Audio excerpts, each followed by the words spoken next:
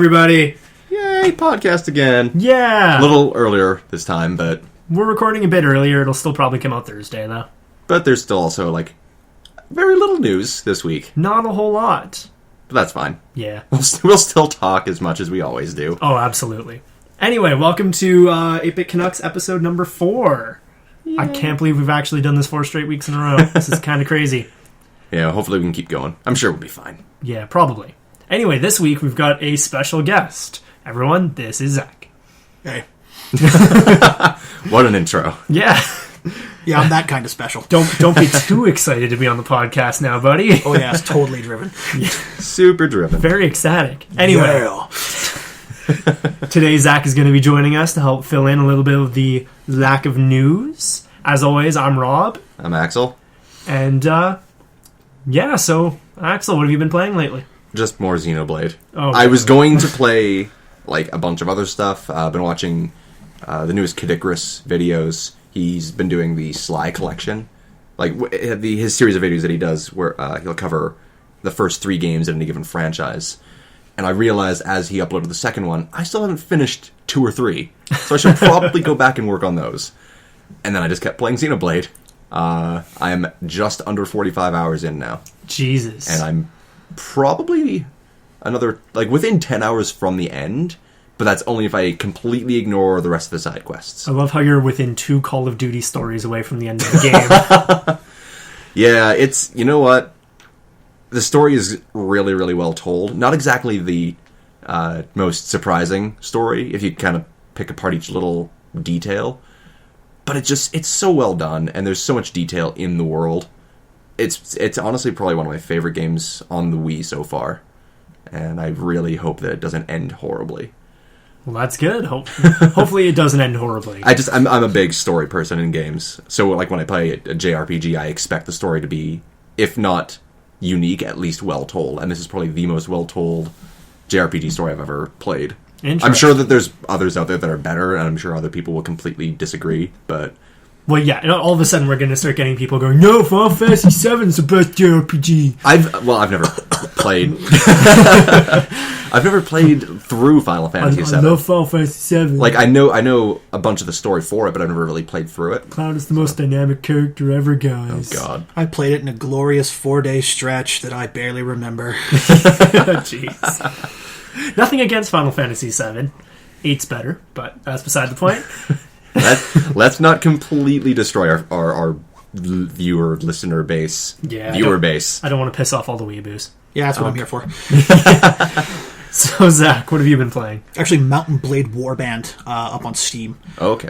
Specifically, the modded version, Fantasy Caladria, adds magic, orcs, stuff like that to make it more of your Dungeons and Dragons kind of thing. Right. With Okay. mass scale combat. Okay. So I'm enjoying wading through hordes of humans as an orc just whacking off heads and stuff. It's Nice. beautiful to just wade through a battlefield and kick the crap out of everything in line of sight while screaming orc noises. Oh, jeez. It's wonderful. Very I cathartic. haven't played many of those games. I have got so much on Steam, and I still haven't played through a lot of the fantasy type stuff. I don't know. There's so much to play through. I don't know what to start with, really. Yeah, I definitely plan on picking up Mountain Blade, though. Oh, it's wonderful. I hear nothing but good I've things got about a good 80 hours in Mountain Blade, God. just the core game by itself. Wow. Jeez. And then I discovered mods, Okay. and there's a massive mod community for it, so there's lots for me to do. Wow. So is it as buggy as Skyrim? Because that sounds very Skyrim. No, it's actually well developed. Sorry, Bethesda people. Nothing against Bethesda, because they've made some good stuff, but... Good stuff. Fuck. Doesn't always work right. They've Yeah. made some stuff. Yeah, the Mountain Blade series is Couple always fairly well developed. Right. I haven't had a lot of problems. The occasional map glitch, but for an old ass game, it holds together really well, and it stands up really well, especially on the mass combat. You're having 200 or 300 characters all fighting in big ass brawls. Okay. And they're tracking hit points for everybody. You can see the battle actually going on, and people will panic. They'll block. You'll see arrows building up on shields, bodies building up on the ground. Interesting. Yeah. How do the servers handle that? Because I know that PlanetSide 2, they just actually broke the world record for the most players in a multiplayer battle. Which was absurd. It was like 1,500 something. It was 1,150 4, I think the final number was. Jesus. It broke the previous record by just under 200. I think the previous record was 999. I don't remember what game that was from. Bet you it was EVE Online. Or Minecraft. I don't know what. Well, Minecraft doesn't. I mean, it can kind of count, but even then, like the pop-in on that is awful. Like as soon as you start playing a Minecraft server with that many people, The lag it doesn't. is nuts. Yeah, the lag is Yeah. horrendous.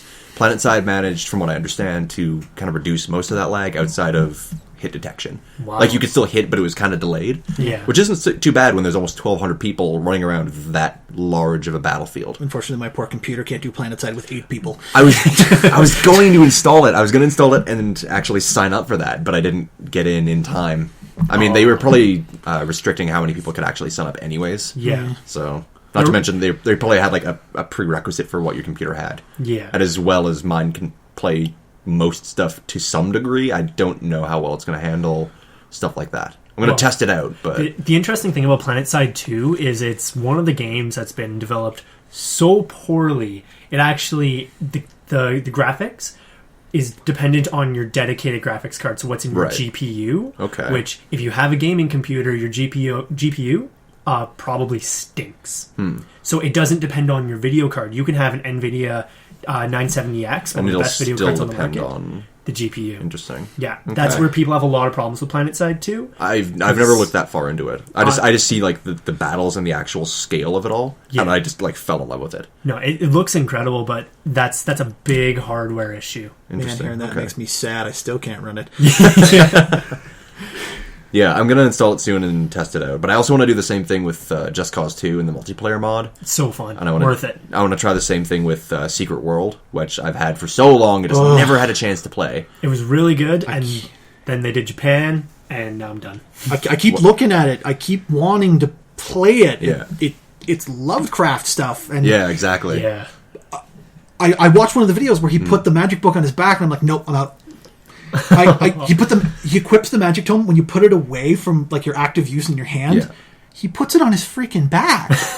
he takes the big magical Hoobajoo book and he puts it on his back like it's a shotgun.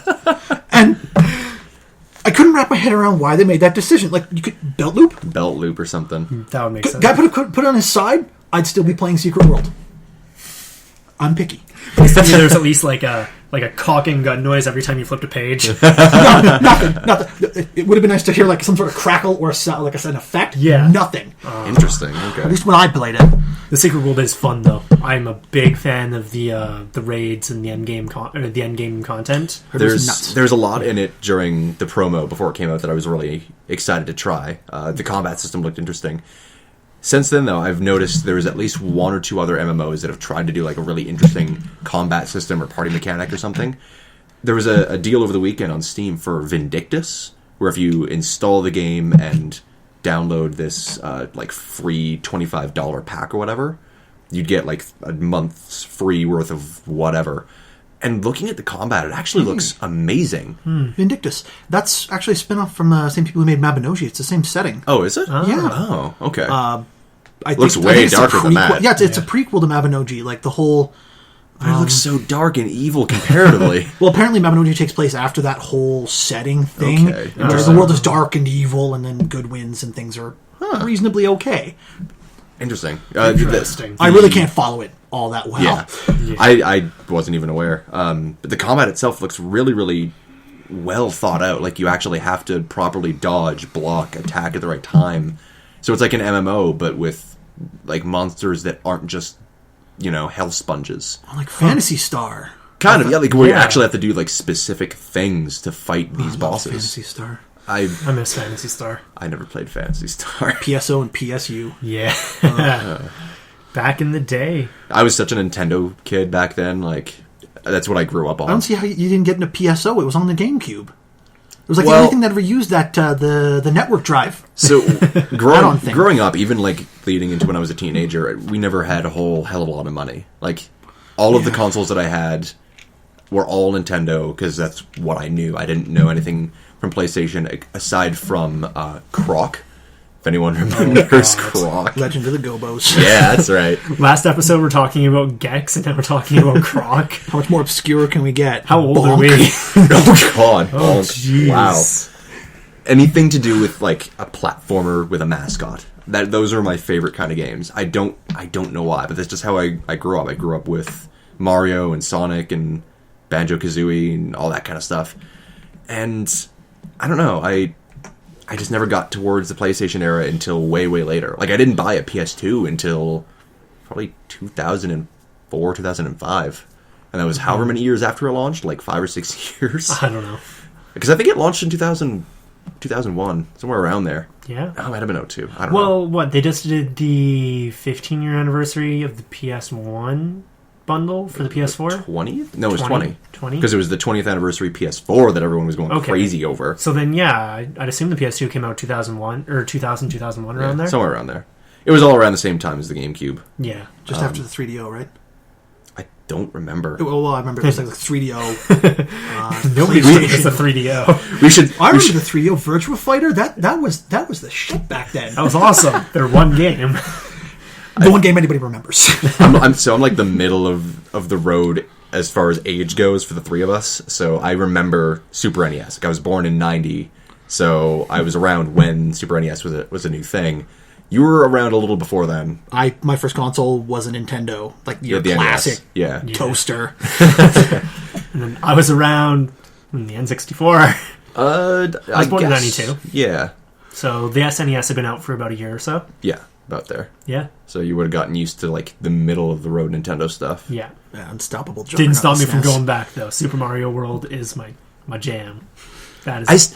Even going back today, like starting a new file fresh, I can never remember all of the little secrets for all the levels. Really? I always have to, like, whenever you get to, is it World 4, I think, after you get out of the caves. Oh, and you have to go across that bridge. Yeah. And every time I get to that bridge where you have to go through the secret section and use the blue Yoshi with the wings to go down that one spot with And the around, coin arrow, Yeah. I never have a blue Yoshi. I always have a green Yoshi, and it never works. So I finish the level, but it doesn't unlock the new stage. And I'm like, well, you know what? Damn. Damn it, Nintendo. You and your... because I'm such a completionist, I have to do it. Yeah. And then I have to go through all of the gnarly stages and all that stuff. Oh, yeah. Those were fun. They are fun. At least they're not Kaizo Mario fun. Yeah, that's true. No Kaizo. God, watching the speedruns of that a couple weeks ago, no. No to that game. No to all sorts of whoever developed that game. Just, goddamn. Yeah. It's astounding how hard Mario can get. Have you seen Kaizo Mario before? Yeah. No. I don't know what the hell you guys are talking about. Kaizo is basically I want to be the guy, but Mario. Jeez. All right. So think of like all of the intricacies of absurdly hard. Yeah. So think like spin jumping off of something while holding a shell, shooting the shell off, then jumping off of the shell again. In like super auto scroll level. There's actually a crazy auto scroller in one of the levels that like speeds up as you go. So it's like Battletoads. You have to know exactly what's coming before it happens. There was actually something like that back in the day when you first started seeing PC emulation of console games called Super Mario Nightmare. Oh yeah, that's right. With the million zillion invisible blocks, the jumps that had to be pixel precise to survive. That's exactly what it is. Yeah, I still to this day haven't beaten it. I got about 7 levels in before I just no more screamed. You crack the controller. Yeah. Don't pull a Markiplier. I went back to SimCity. I was done. Yeah. I wanted something simple that wouldn't just hose me for no reason. Fair enough. So speaking of Battletoads, was this during the Windows 10 conference? That it was. And Phil Spencer walks out with a Battletoads shirt on. Yeah, no, most of the time his shirts are not just worn for the hell of it. There's usually a reason for his shirts. Yep. So the rumor now is that there will be at some point a new Battletoads within the year. We're hoping within the year. At the same time, has any Battletoads game been as memorable or as fun to play as the original? Because the arcade one looks badass, but it does not look as difficult in most situations. No, the arcade one's nowhere near as difficult. Neither is the Game Boy one. It's always been the NES one that's been the most. Yeah. But none of them are really that memorable aside. Yeah. It's hard to get that difficult, though. The original Battletoads was absurd.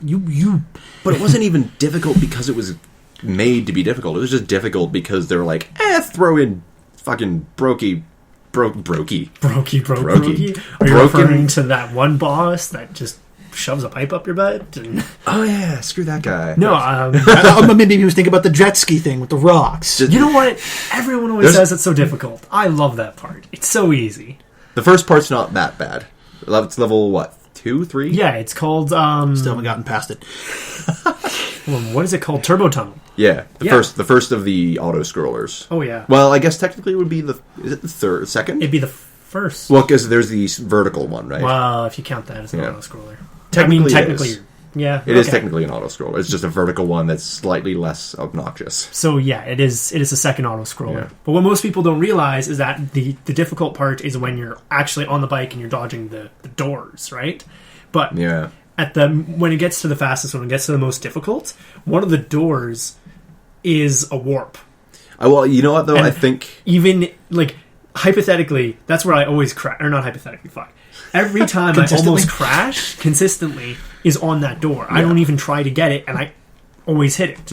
Which sucks, because it always skips the next level. But... I think the difficulty usually comes from playing co-op, though. I think Yes. that's our mistake. Your friends screw you over worse than the game ever could. We've gotten very close, though. Like I think we you're mentioned my own worst enemy. It's technically we're just our own worst enemies in that situation. Yeah. What we have to do is learn how to bug out the game using the co-op features. No, we need to hop into one of those Jaeger things from Pacific Rim, read each other's brainwaves. I haven't watched it, so... or really? you can go option B and just play a ton of DDR together, That's true. True. Evangelion style. Yeah. To the point where we're just so insane. Which I still haven't watched. God damn it. Yeah. You just have to kill Axel, I guess. I know. He's disappointed us. Every you know what? It should be my goal every week to say that there's a movie that somebody brings up that I just have not seen. It's going to happen regardless. I mean, Evangelion I will get to because I love Gainax and all of the crazy garbage they pull.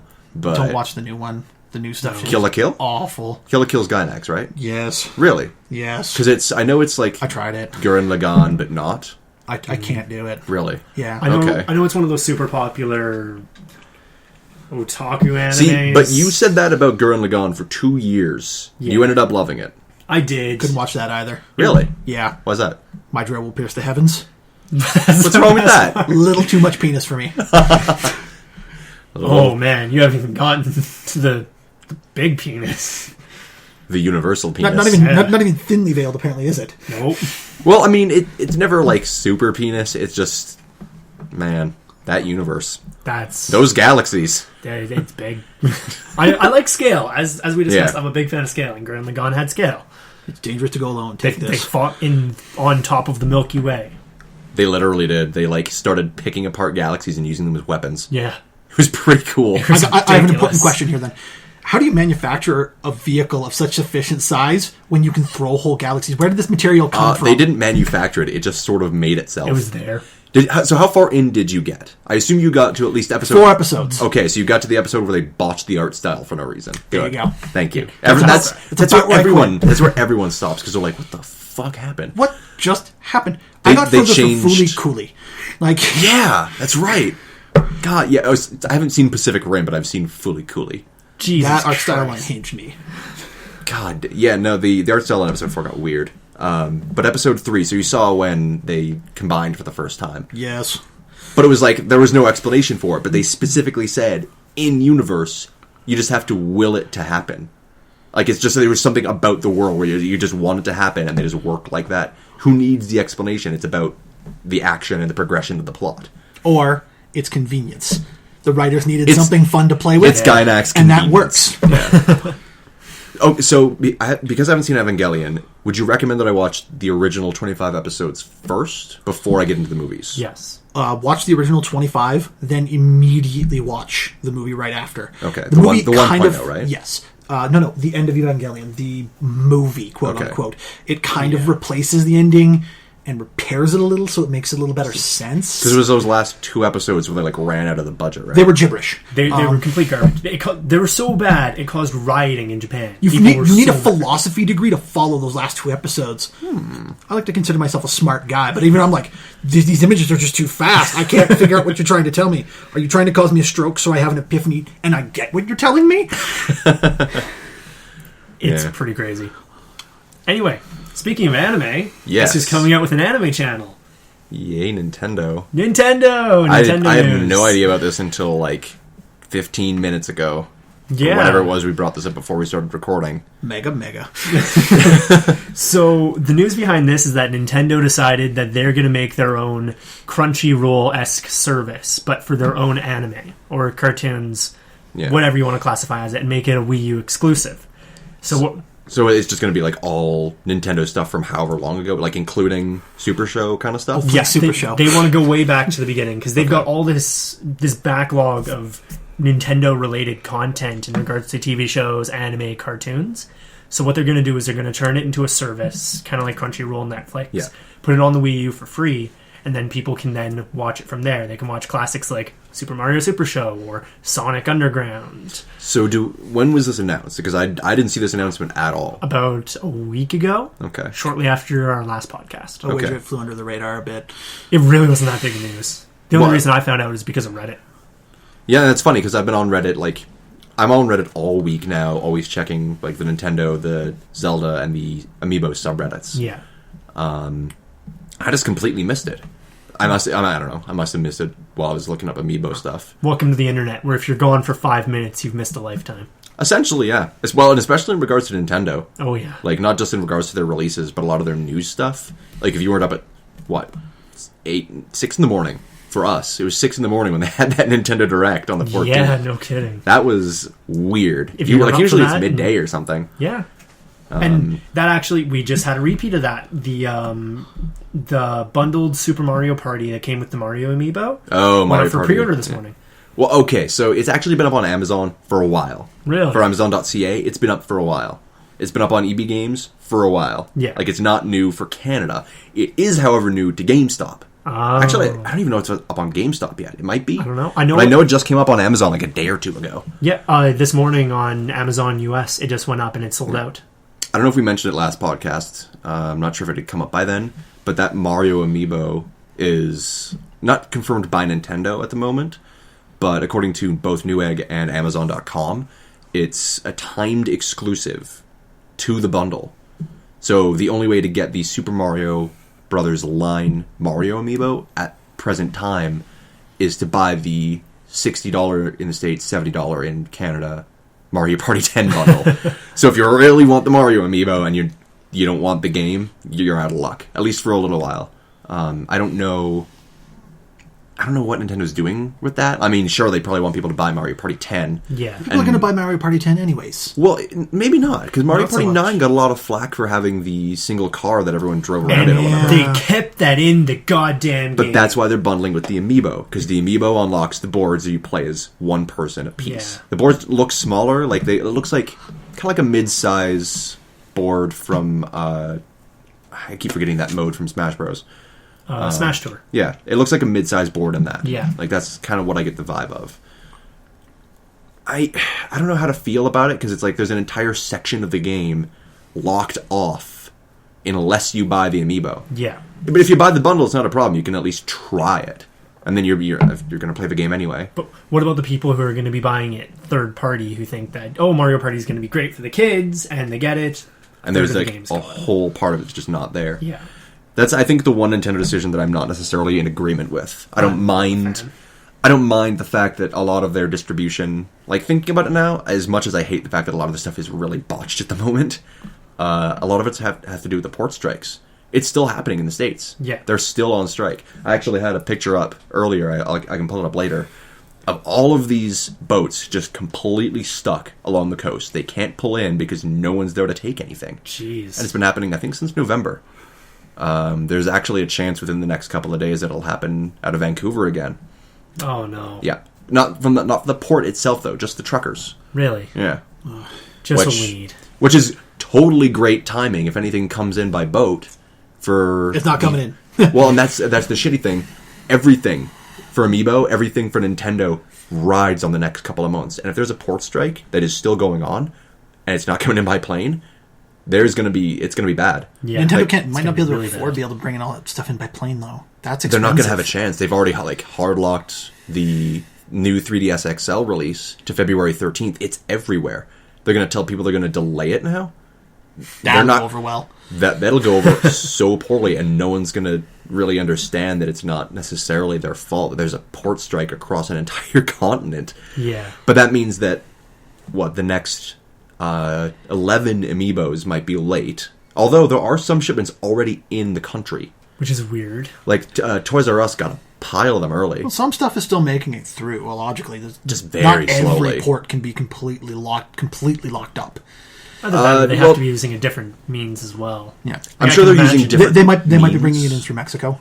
There's a lot of that's an stuff they option. could be doing, but as far as I know, there's only so many ports out of the States, and there's only, I think, 2 in Canada that actually accept like shipments on that large a scale. Yeah. And the amount of product they have to ship just to the States alone, like even excluding Canada, if we just go States where their biggest moneymaker is, there's a lot of stuff they're not getting through. And if it's at all delayed, if there's units that just don't make it through for their amiibo, for the new games in February and March, for the systems themselves, that's a lot of money that they are either losing out on or that they have to wait for. And, I mean, their first quarter is going to be starting soon, and they want everything from March on to be like a big, heavy hitter. Yeah. And it's unfortunate that producing them here just wasn't a question. Yeah. Very unfortunate. Too expensive. We need a new industry here. Bad. We need an industry that can make stuff that doesn't break. How about that? We need an industry that can't be affected by some Saudi Arabian oil king having a hissy fit. When was the last time you got to say proudly made in Canada? Never, unless it's maple syrup or bacon. Or snow. Yeah, but we didn't make snow. What did you When was the last time you went, we do here, a package freshly it. baked pan of snow? I mean, I sent it to some of my friends over in Ireland. For we do Christmas. make some weird stuff. I mean, yes, the East Coast does have bags of milk, but it's Yeah. not everywhere. Hey, that is not weird. You guys are weird here. Oh, you're drinking our milk out of a carton? No. Yes, like some sort of savage. I know. When it comes in bags, it's fun to throw. That's true. I just want to hold a bag of milk and just be like, I don't know what this is. What am I doing? What is this? I've never seen one. Neither have I. I mean, I live in Calgary. We don't have bags of Everyone milk. says that, Canadians drink their milk out of a bag. No, Well, Eastern on the East Coast. Canadians. See, but that's I think that was perpetuated most recently because JonTron made a joke about it when he Yeah. did his. Was it Alone in the Dark? Yeah. No. Yeah. Are you afraid of the dark? Yeah, the Canadian version of the spooks. Are you where afraid of the dark? he made a joke about it in his video, Yeah. and I'm like, well, he did live in New York for quite a while, and it's very Eastern. So it must have been like something he heard as a joke, and now he's just using it because. Oh, Yeah. it's true. Well, that whole thing's been around forever. You See, know, that Canadians drink milk out of a bag. I don't I've know never that. seen bagged milk. I don't know. I think I've mentioned it off air before. But there was a book that I read as a kid when I was in elementary. It must have been grade like 5 or 6 or something. That was produced, like written and distributed out of Edmonton to the entire continent. That actually said that all Canadians live in igloos. No way. It was made in Edmonton. That's incredible. I'm like, I'm reading this in the spring. I'm like, we didn't even get snow this winter. What do you mean we all live in igloos? Yeah. Like, what? Oh my god. Don't worry, when I was in Seattle last year, I got a cab driver who knew nothing about Canadians. He's a very interesting guy. Right. And while we were driving, he asked, "Do you know what I'm doing right now?" You're driving, right? Well, yeah, how did you know that? I thought you guys only rode stuff up there. What? What did you Road think we stuff? did? Yeah, I thought you guys rode like moose and bears and dog sleds. Oh man, I could I stand would right love. there. I would love to ride a bear. The best part is I went along with it. So there's Good. some guy down there who goes, no, a Canadian told me himself that they ride dog sleds up there. Bear cavalry. Bear cavalry. Actually, I started just really going along with it. I'm like, what's the stick for? Is that how you, like, poke the horse in the front of the car? Do you kick it with the boot, eh? That's amazing. Are you sure he wasn't just screwing with you? No. Like, were you just? Was this like a situation where you were just screwing with each other and neither of you figured it out? I don't think so, because the way this guy introduced himself, he's some musician in Seattle, go Okay. figure. He introduced himself as Johnny Narcotic. Okay, so he might actually be that dumb. Yeah. Yeah, do you know why he named himself that? Uh. Because he does a lot of narcotics. I thought it was ironic. I know. You know what? Props to being accurate. He's honest. He's very honest. For some reason, that name sounds familiar. I still have a CD from him. You actually have it? The best part is that he takes all of his CDs, he puts them in a CD sleeve, and then he draws personalized pictures on each one. And then that's gives them out cool. for free. That's a gimmick. It's pretty That's cool, though. Yeah. There was actually a local group by the name of Funkenscheist. It's a buddy of mine from high school who's the lead singer of the band.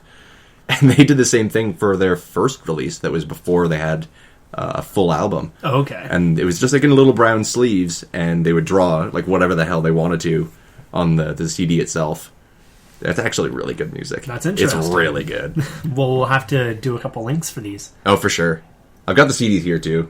Yeah, no kidding. Yeah, they were really good. I went to their album release show last summer.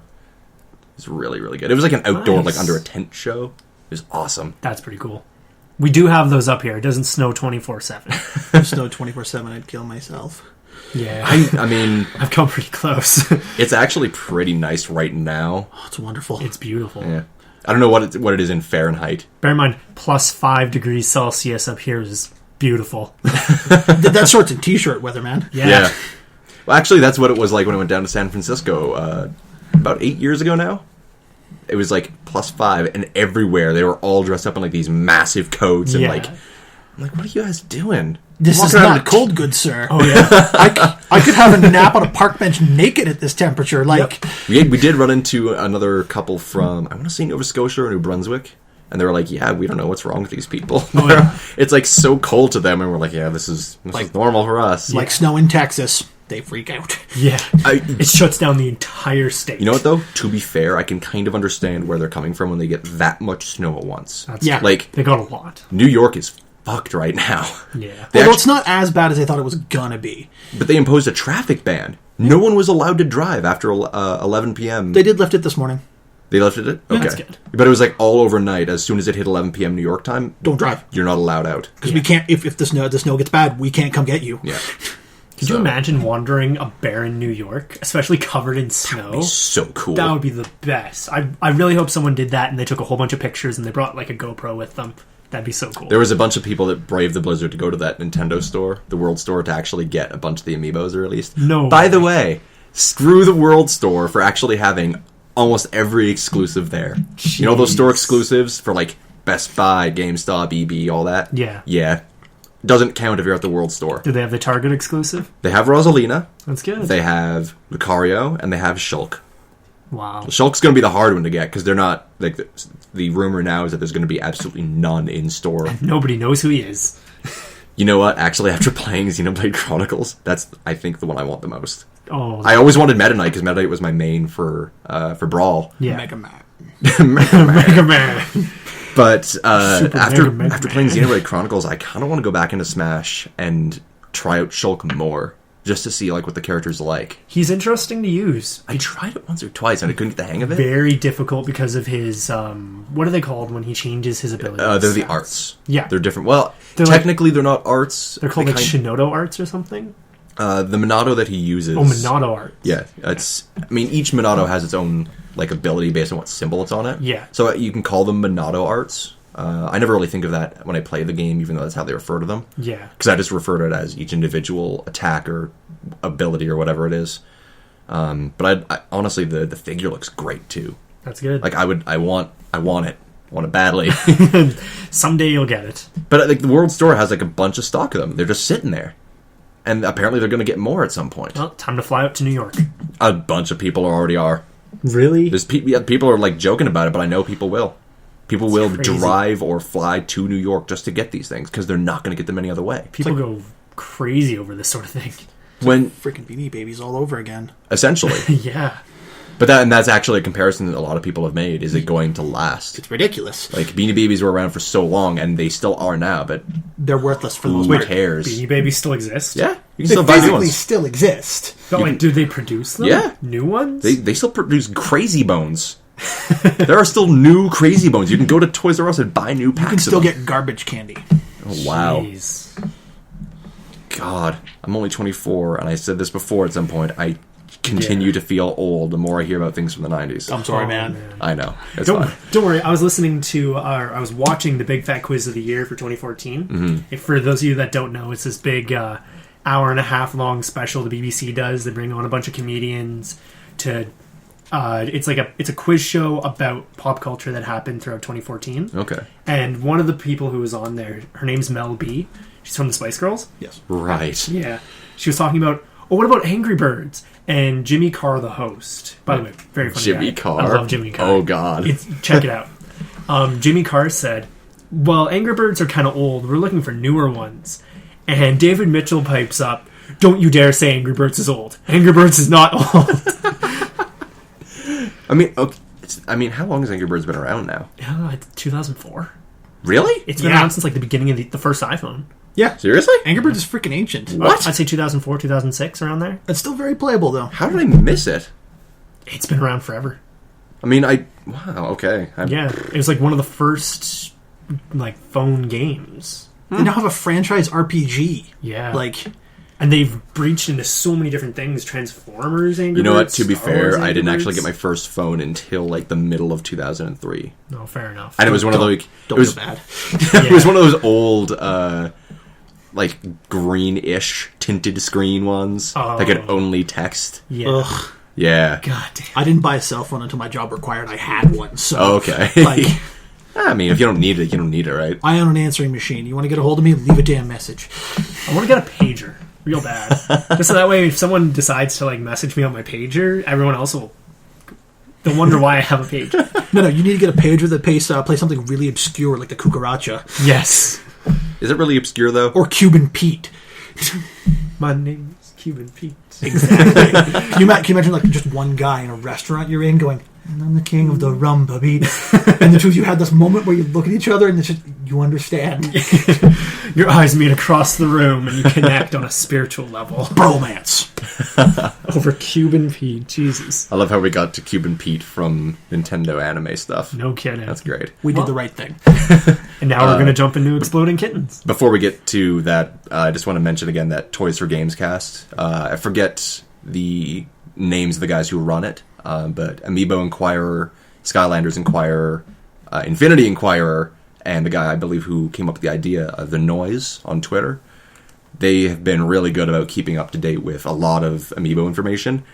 Thank you to you guys for keeping people mildly sane trying to find these release dates, because this shit is insane. That's crazy. There's like 7 release dates for everything across multiple retailers, and none of them are like confirmed at all. Wow. So, props to those guys for getting the podcast up and running and being very actually active with the community. During the podcast, like just as they started their second episode, they sent out a question on Twitter for people to send in answers to, and they got a bunch of responses right away and read off some answers on air. They only butchered my name a little bit. Just a little bit. Just a little bit. Yeah, that's fine. I already let them know. They're like, we're sorry if we butchered your names at all. And it's like, I expect it. My name's just that guy. Well, my name's not exactly easy if you've never really seen it before. Like the first name, I can understand if you get it right or wrong, but the last name, Surette. If you see it and you're just like, is that French? What is that? They said Surette. Surette. Jeez. See, it's like it's not off. It's just a little quick. That just sounds wrong, though. Wrong to say. It doesn't sound good coming out of my mouth. It still kind of works. Surette. I mean, it's still not particularly wrong. It's just What an ugly name. Surette, much better. Surette, that's Surette. just...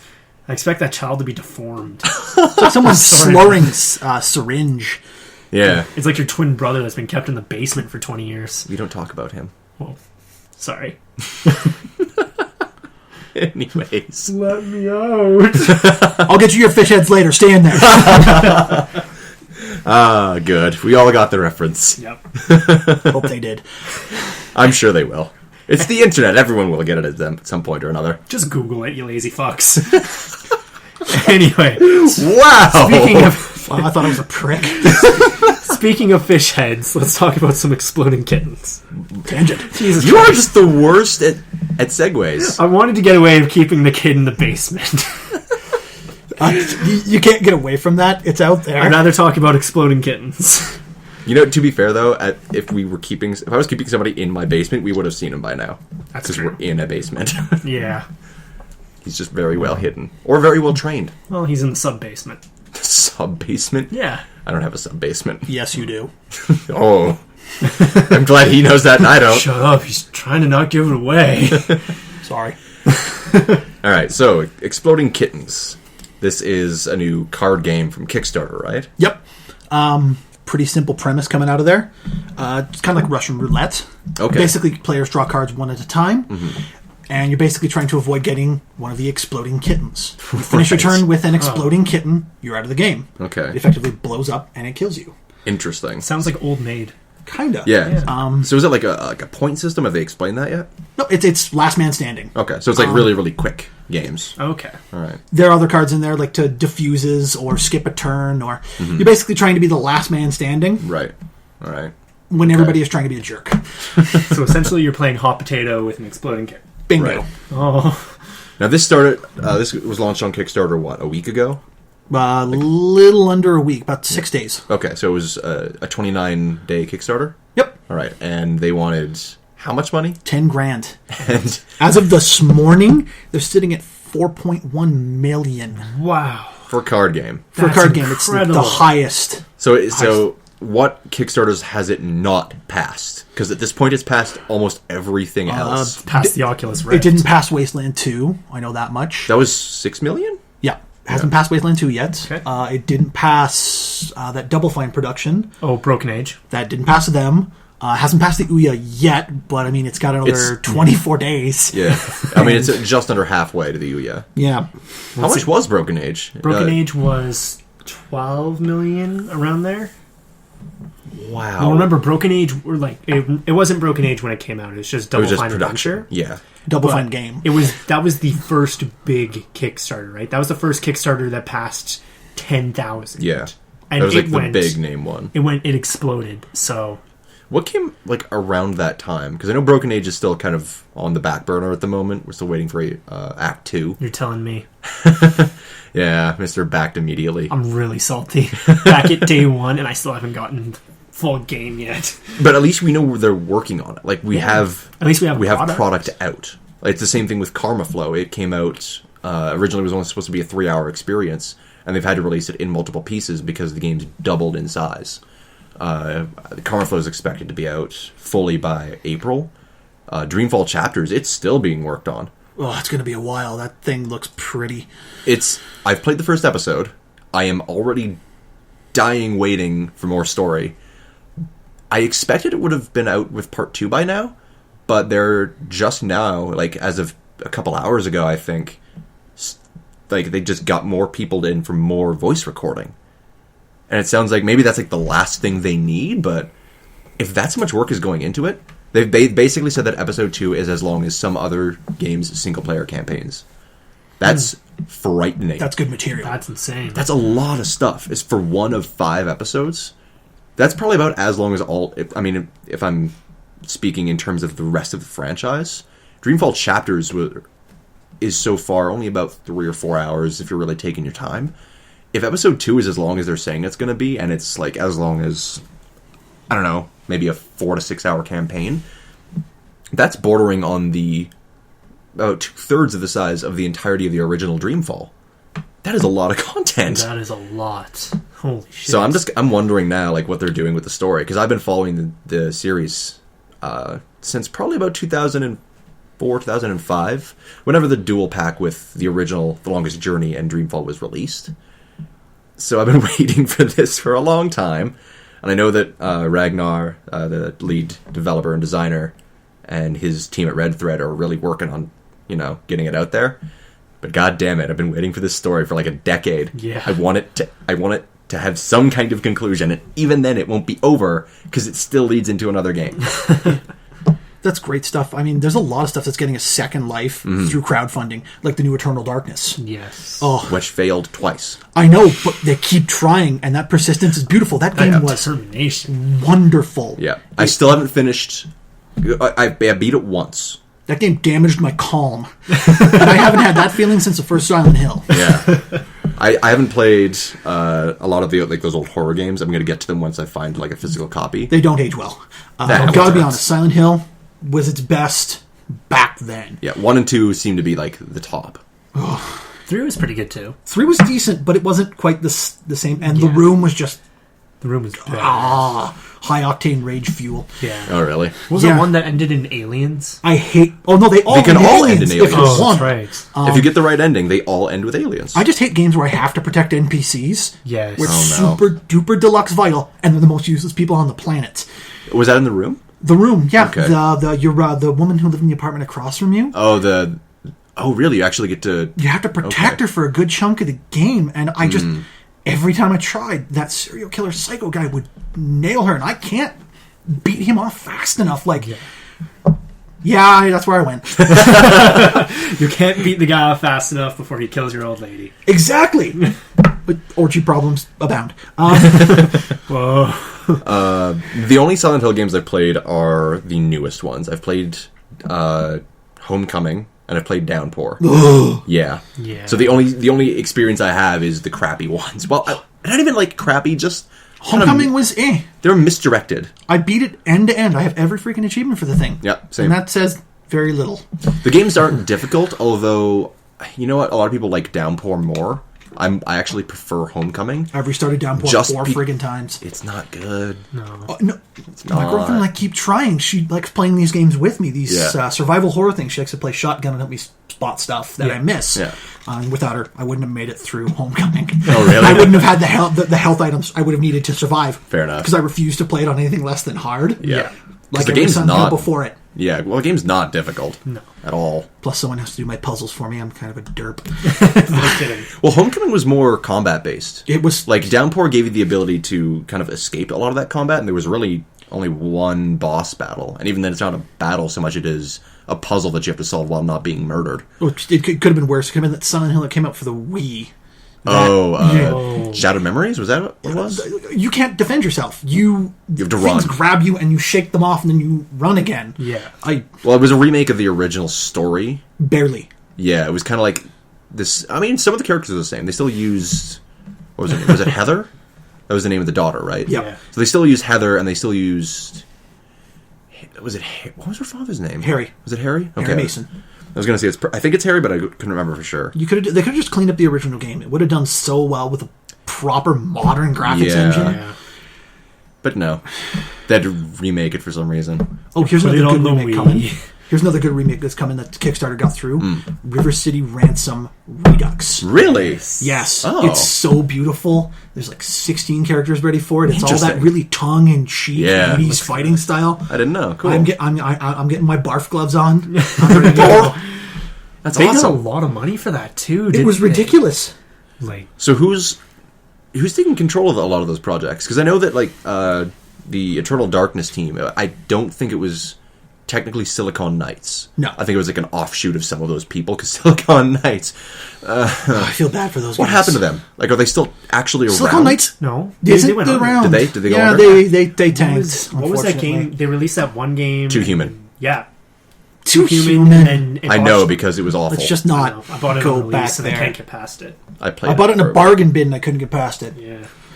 You die, you go back like 5 hours of gameplay. There you are can- 4 freaking levels. And you can never skip that cutscene when you die and the angel comes to get you, so it's like a minute of sitting there watching it.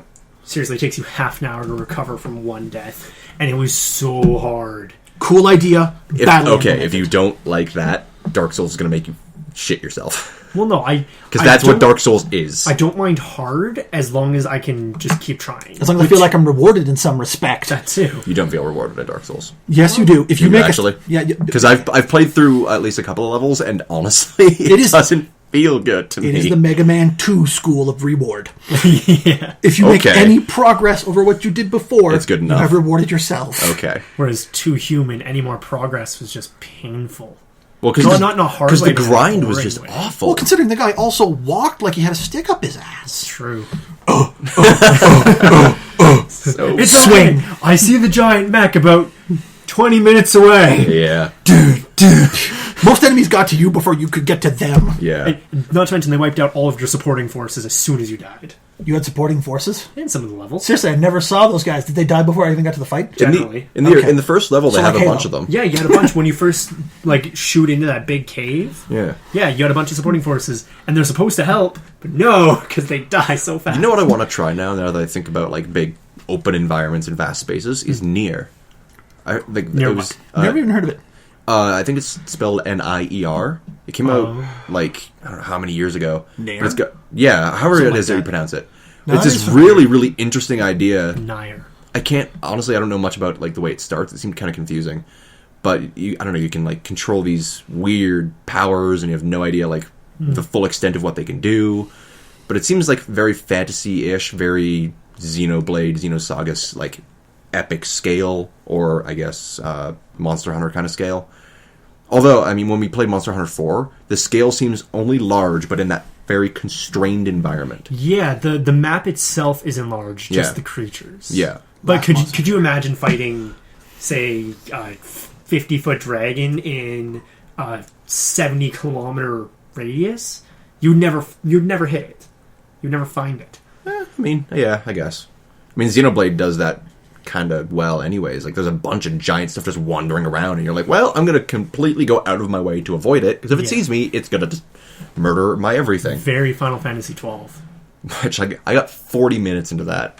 Only 40 minutes. I rented it from Blockbuster, because I'm like, you know what? I haven't played a Final Wait, am I talking Fantasy... 12 or 13? Which is the one with lightning? 13. Okay. I haven't played... I've only played 10-2, 12, 5 minutes of 7, and Tactics Advance. Okay. So, and I guess I've also played some Crystal Chronicles. So, like, the most of my experience is, like, those games that people didn't care about, Yeah. and the one that people like. And I couldn't get into the one that people like. You need to play Final Fantasy 8. That's the best. But the reason I bring up Final Fantasy 13 is... Oh, yeah. One for us, North Americans. For us mere non-Japanese mortals. But so the reason I bring up Final Fantasy 13 in regards to scale is that the first two discs... Yes, discs. Yeah. I always love that. Incredibly linear. Oh, okay. Like, very linear. And then the third disc is completely open world. Right. With some of the best scaled monsters I've ever seen with the hardest difficulty. So you're walking through a field. It doesn't matter how well you've done up to this point. As soon as you hit the open world, you automatically enter a field. Okay. Final Fantasy. And you will see something 300 feet tall, looks like it eats Godzilla for breakfast.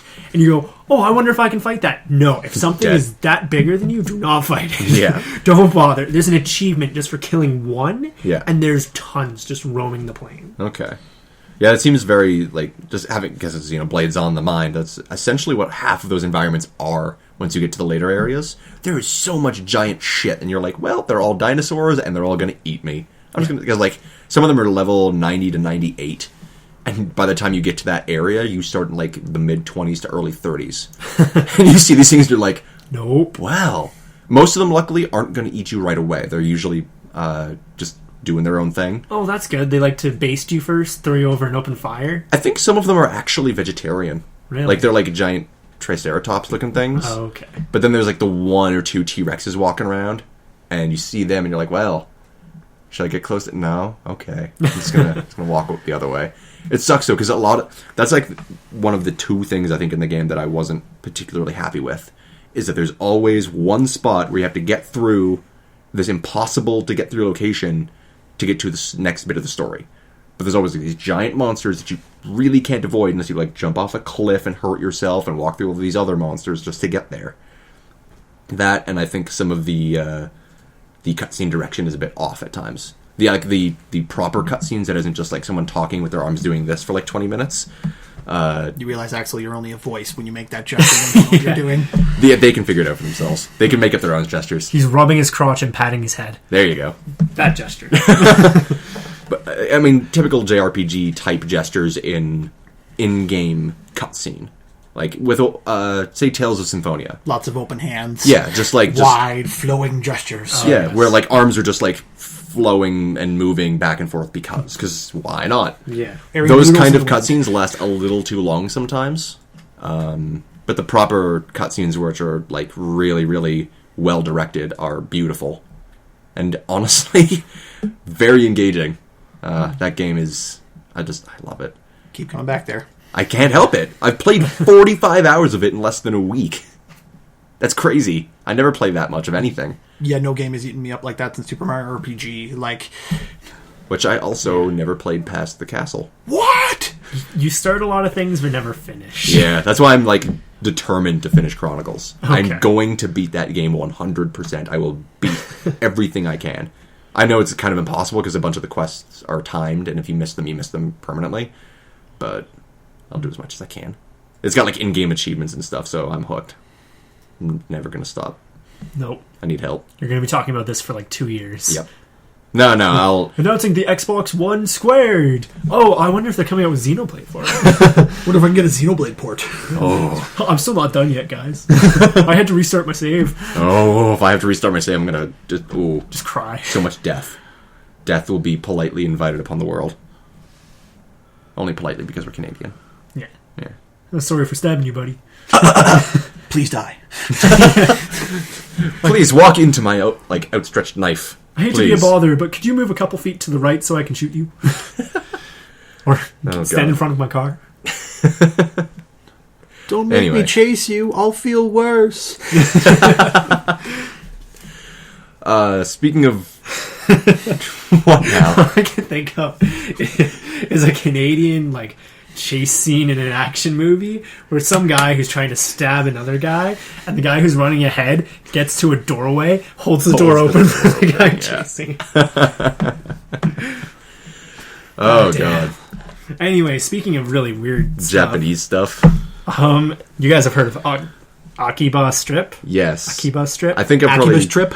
Akiba Strip. However it is you want to see it. I think I'm probably the only person that you would have mentioned that name to that actually understood what it was before you had to explain it. Probably. Should I explain it then? Should I be the one? I just feel dirty talking about this. Okay, if that makes you feel dirty, look up Monster Monpiece. Oh, I have. You know what those are? Yes. Okay, good. But for the sake of the audience. And right. me. I don't know what the hell you're talking about. So Akiba Strip is the second game in whatever series of the Akiba titles. First one in North America, where whatever group you belong to runs around Akiba in Japan, whatever that strip is in whatever city that's from, I don't remember where, fighting and tearing people's clothes off for some sort of weird street justice. Honestly, even watching a bunch of the trailers before today even, I don't know what the hell was going on. It's pretty hard to get a grasp on. I just knew it was this dude you play as run around tearing people's clothes off. That's basically what it is. It's a fighting game where rather than a health bar, you have clothing that disappears and it's torn off. So it's an oddly sexual Smash Bros? It's more like oddly sexual Street Fighter.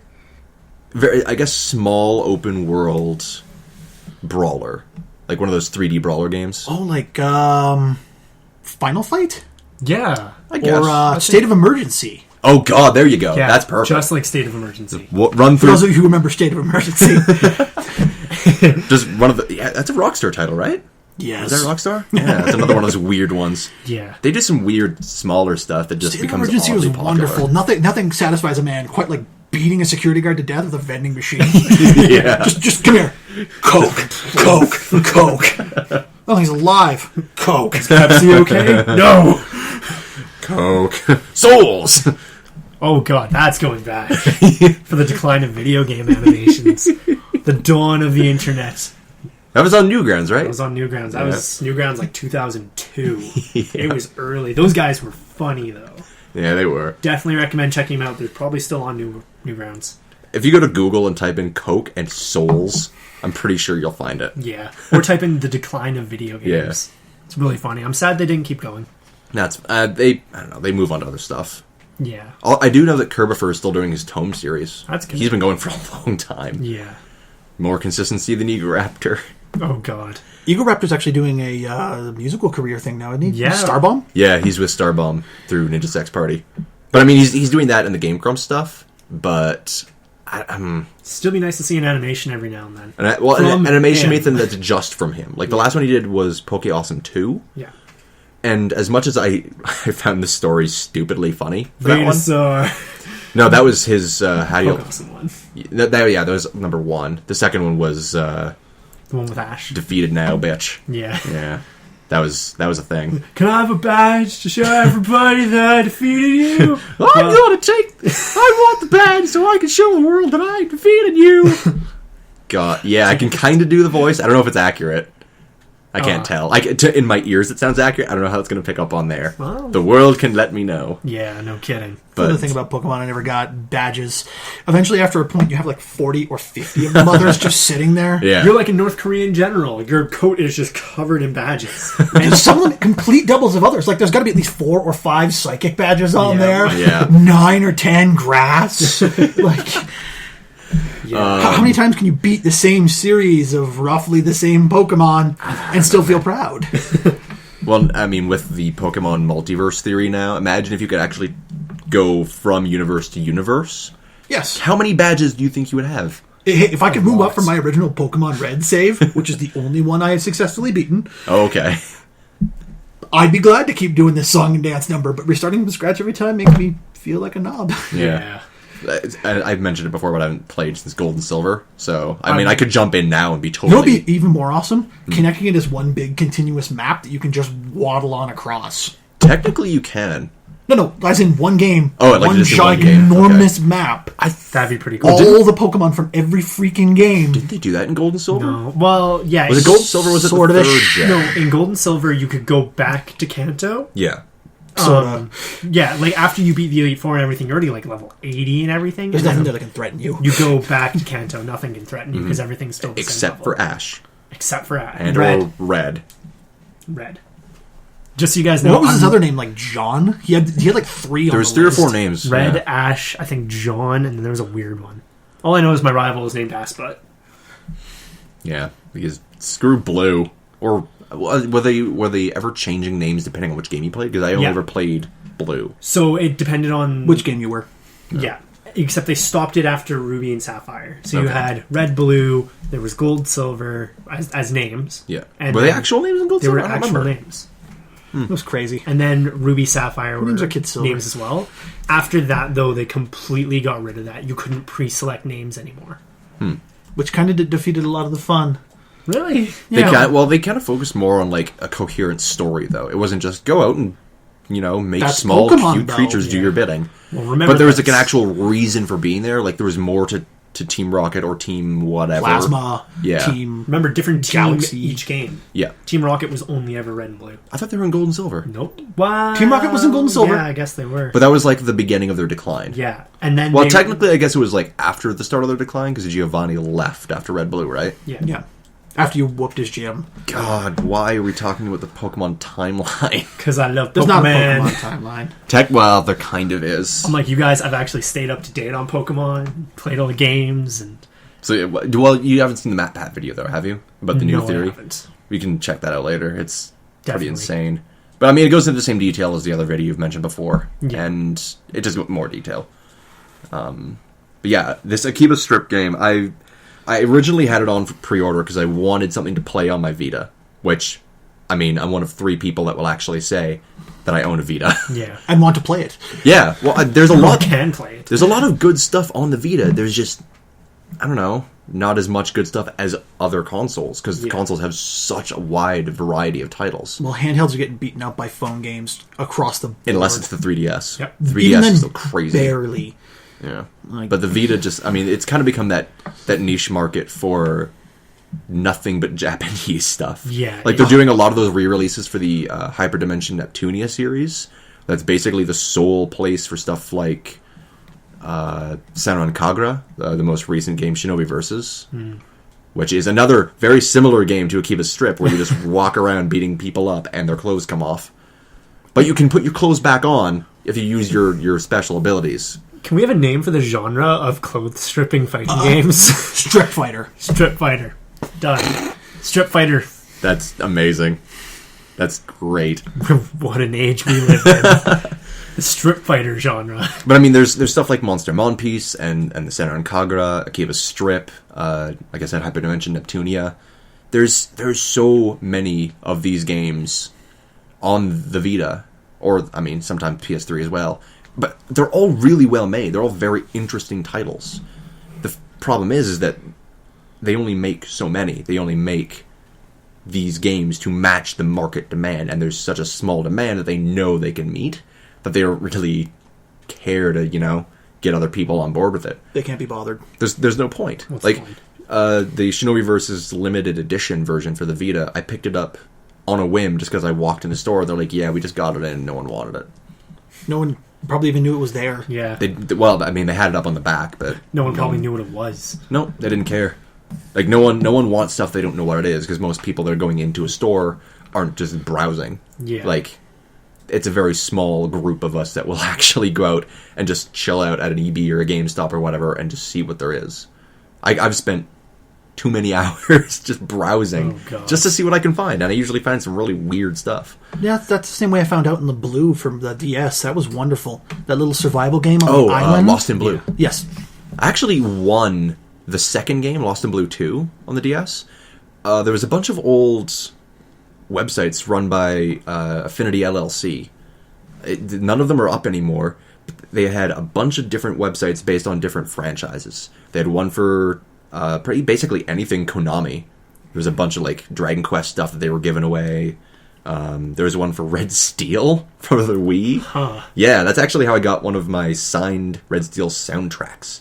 I mean, the first game I've ever managed to crash on a new gen console. Did you really? Yes, I took the Crashed it? SMG, turned it sideways, pointed it at the fish tank in that Yakuza club, Yes. and unloaded and locked up the Wii. What? I let it have it. Oh my god. And the Wii went, and it did nothing after that point. It made that screaming death noise consoles make when Oh my the God. audio dies. Yeah. And I'm standing there going, I crashed my Wii. I was proud of myself. I'm amazed. Fish physics meet bullet physics. And Couldn't handle it. dozens of streaming water effects. Each bullet is making a new water effect, and the SMG is belting out a 50-round clip. And I'm at point blank, so all it is rendering is the water. I'm Oh my surprised God. your Wii didn't just melt. That's amazing. Not the first we have gone through. I played through that game to hell and back, but there was a bunch of websites like that were giving out these different prizes, and this Konami one, I don't know, got enough points or whatever. I don't remember how it worked, but I won a copy of Lost in Blue 2, and they sent it to me, and I played through a bunch of it, and I realized I don't know what the hell I'm doing. Yeah. The You're game is surviving on an island. You're it's stranded. really good. You're trying not to die. But it's Yeah. very, very difficult to actually get the hang of if you're not used to it. And yeah. that was actually one of the first survival games I had played. And Survivor games are another one of those niche genres, too. You don't they're- see a whole lot of them. well, now you do. They're everywhere now. They're all you can find. Ever since Minecraft, like, survival has become such a big part of so many games. That block physics games. Not even out of block physics. Like, if you go to something like, oh god, I'm trying to remember the dinosaur one. That was like survival, and you've got Rust, you've got the DayZ. DayZ. 7 Days to Die, 7 Days Yep. to Die. which is actually really good. It's better than DayZ. Anything, playable. Anything that's playable, anything that you can control. Yeah. It's playable. That's what I wanted. Anyway, what made you like look at a Kiba strip and think like this is worth bringing up? Because honestly, most people aren't even gonna care about a Kiba strip. Was it just that weird? Because there's so many weirder things on the Vita. It's just the newest, weirdest thing that came up, really. Really? Because it's like months old now. Now we can... Really? Because Talking about the Vita. just getting advertisements about it. Really? Because it came out a while ago. Wow. Their advertising team is behind. I don't know. I pre-ordered a while back and canceled it like 2 days before it came out. Wow. Because I wanted to save a bit of money and put it towards something that I would get later down the line. Yeah. Like, there's no point in getting a game that I know very little about. And you'll probably only play for a couple hours. Yeah. Mostly giggling. Yeah. Just be like, this is funny. Okay, I lost it. Yeah. Boobies. See, no, if I'm going to play something where, like, the visual aspect of the characters is important, I'll play Senran Kagura. Because the characters are all meant to look good, and they're all meant to not get, like, tiresome to look at. The characters from Akiba's strip are not, for the most part, that interesting. Yeah. They're just kind of generic human characters, except for, like, the few male or female casts that actually matter. They've actually got a kind of Mega Man Legends-esque sort of style to them, too. Yeah, just like the way you Yeah. move around. Yeah. I still like it. It looked neat. I can't get behind the premise of punching off someone's clothes. Nope. I can't go that far. I'm You- too old school for that. You gotta try it before you knock it. Yeah. Or you gotta knock it while you try it. Oh. I'm going to need help.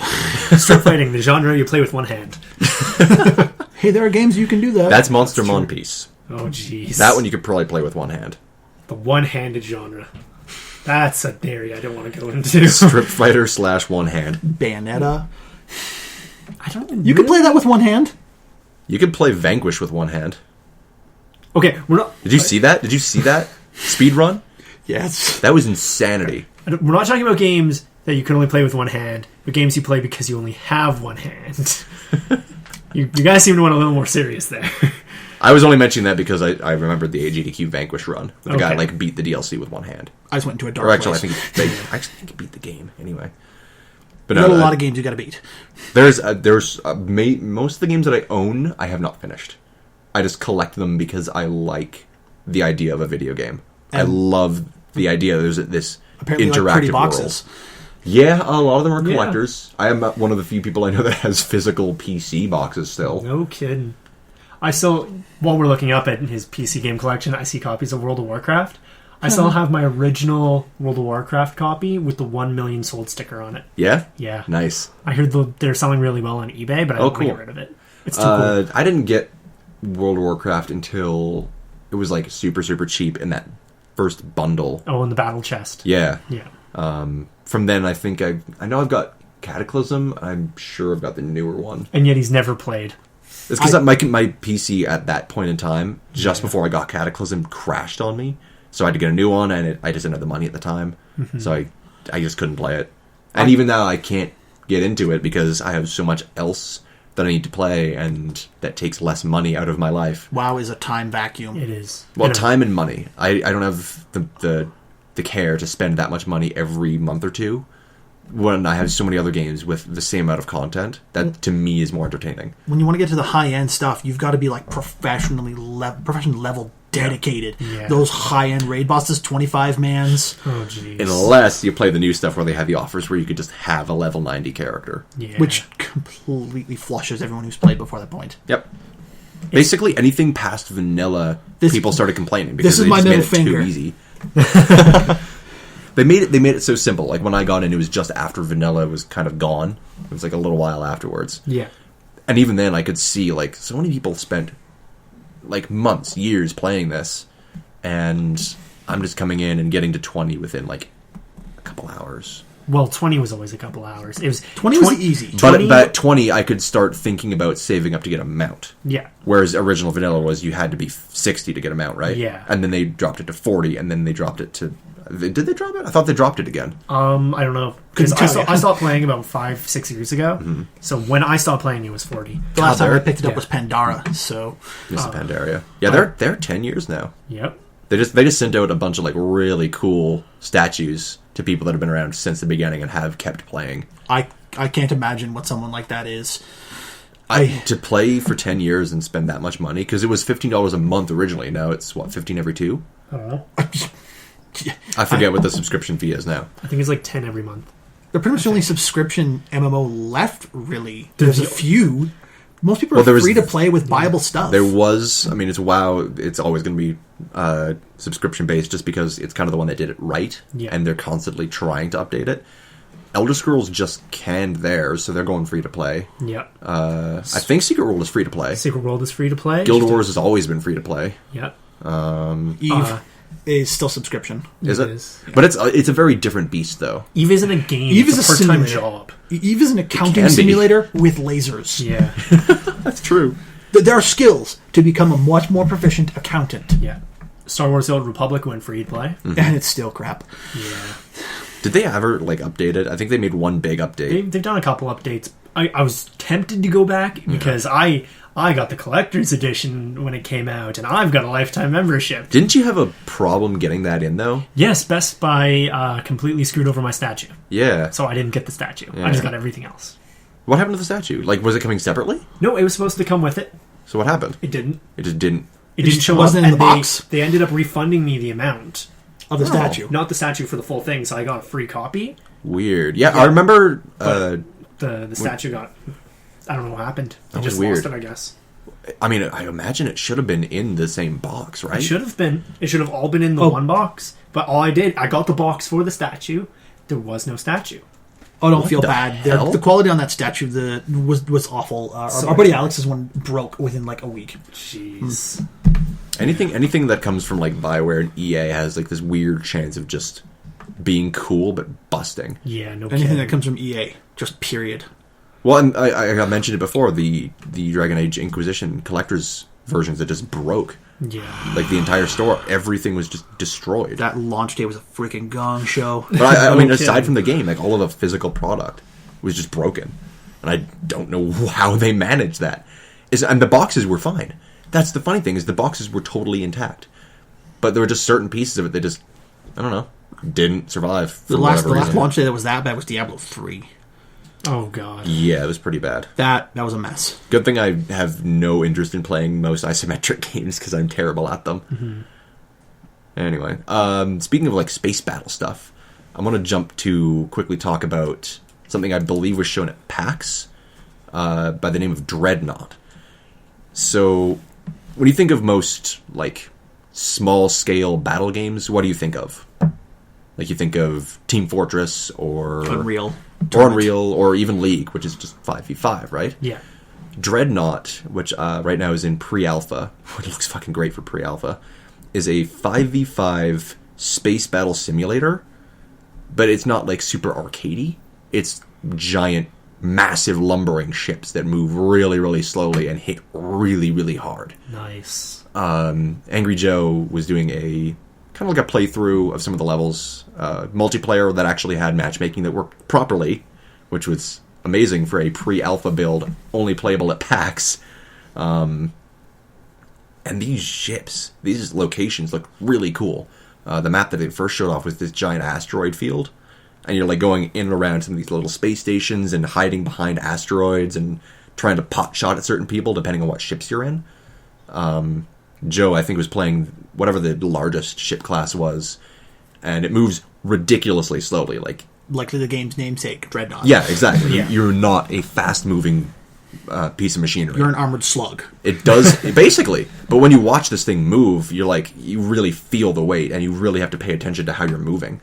It has some like quick warp ability, so you could kind of warp quick to show up in front of someone and just destroy them. Or get away from being wrecked. Yes, but if you do it at the wrong time, or you're about to warp into something, you will just destroy yourself.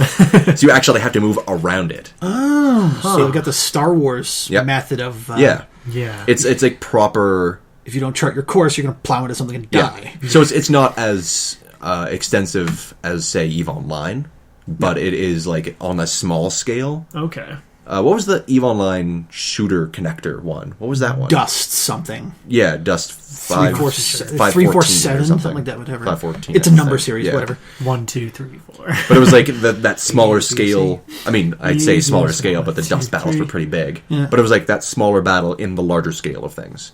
So, I mean, think of it like that. Just a smaller scale ship battle where every little movement will matter.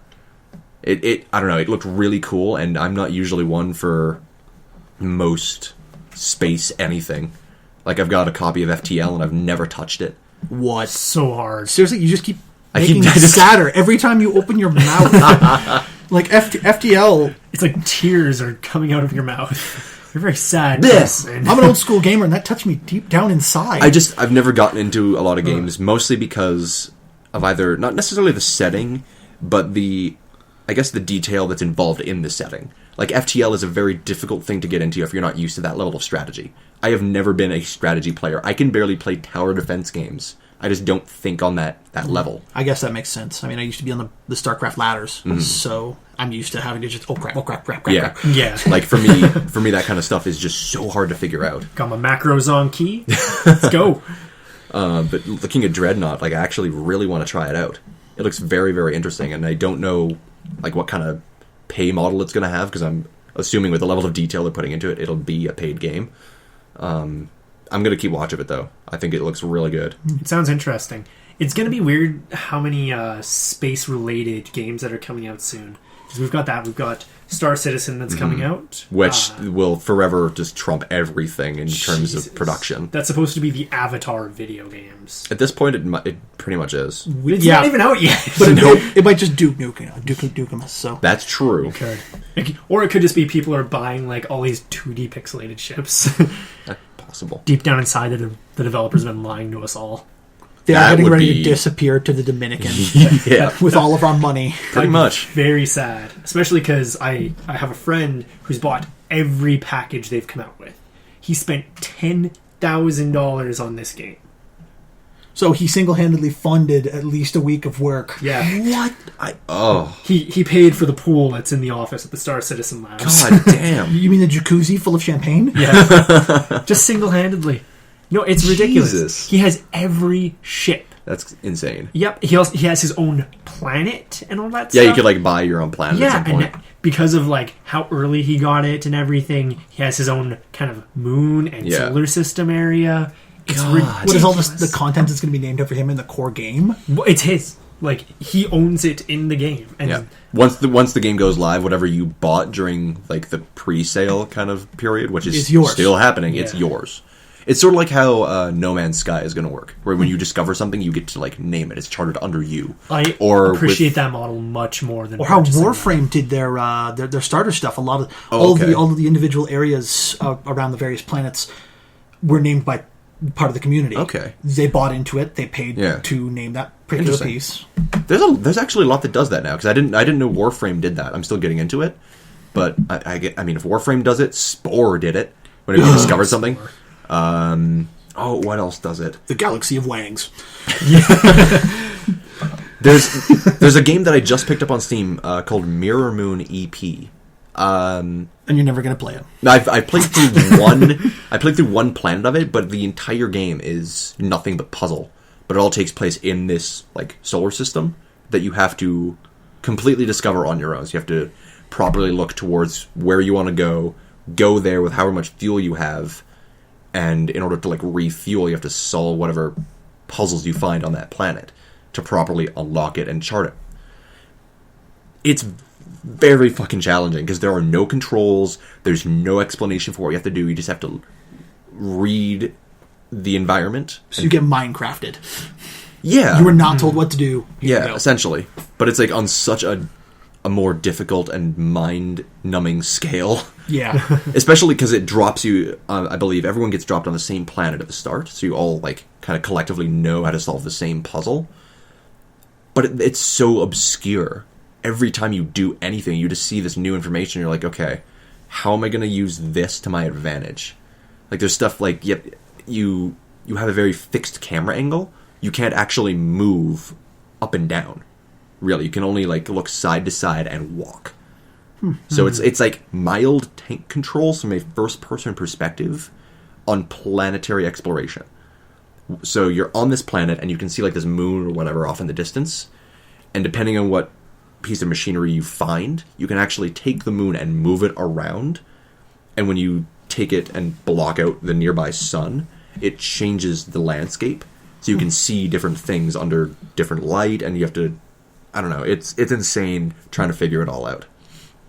But, I don't know. There's a lot of space stuff available now. Yeah, like Planet Explorers. That one came up a while ago. Oh, yeah. Yeah. I don't know. There's a lot that I want to get into. It's just very difficult to get into all of it with limited time. No kidding.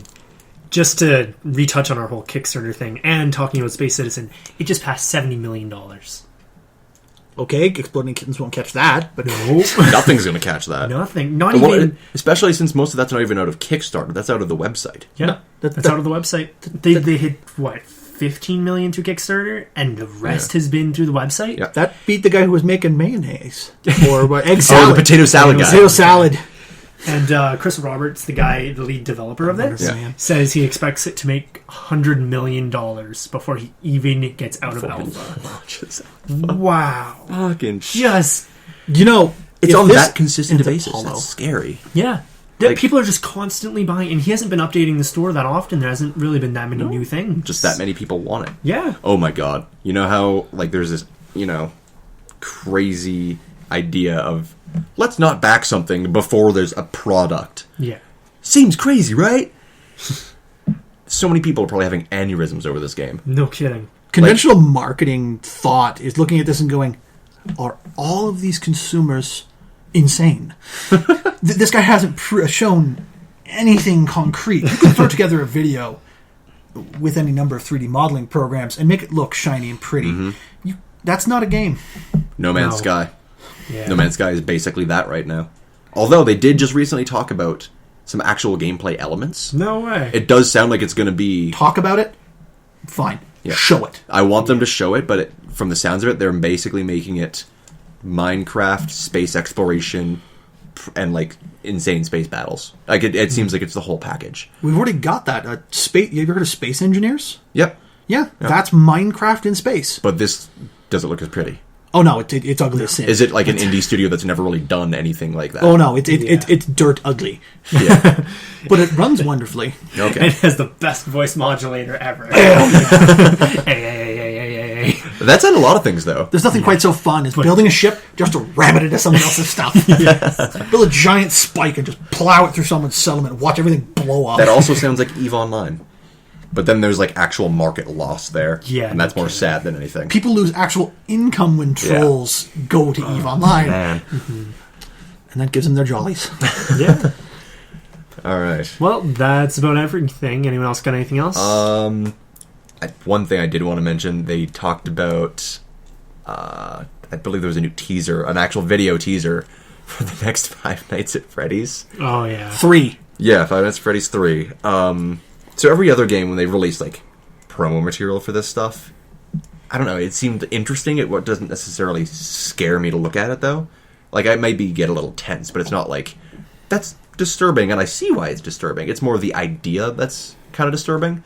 But then you actually have to see the game and play it or watch it for the first time. Five Nights at Freddy's is so freaking harsh, though. It's hard to survive. Yeah. Once you get to the later nights, yeah. You're up there at the same quality as FTL. You're getting hosed. Yeah. Like, But like you don't understand that level of tension or disturbance until you actually play it, or if you're just watching it like I have so far, we're actually seeing it for the first time. After a couple times, it's like, it's kind of jumpy, but you get it at that point. it's up there with the Slender Man game. Five Nights at first Freddy's time? 3, the actual teaser for it, the first time that they've clearly shown whatever animatronic is going to be there, it's visually disturbing to a point where I don't want to even watch the videos for it. Yeah, he's like half rotten. So they've actually released a story for it now. It's on Steam. You can see the Steam Story. like, yeah, you can see what's been told about it.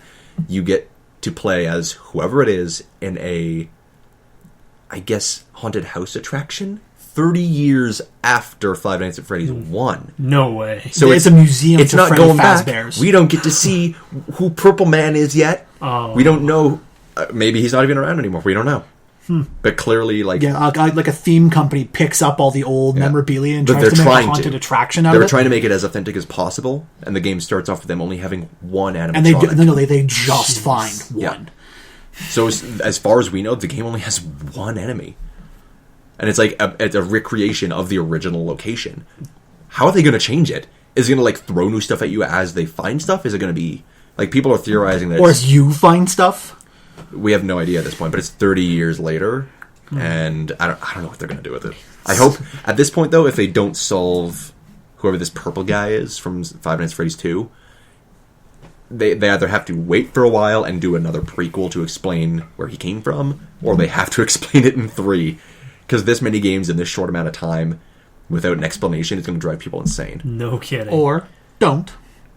Or And drive people insane. Or don't true. and be Ragnar Tornquist and just not solve all of our decade-long story problems. Just don't bother solving any story problems. If you have any sort of cognitive dissonance about this, you figure that shit out on your own. Yeah.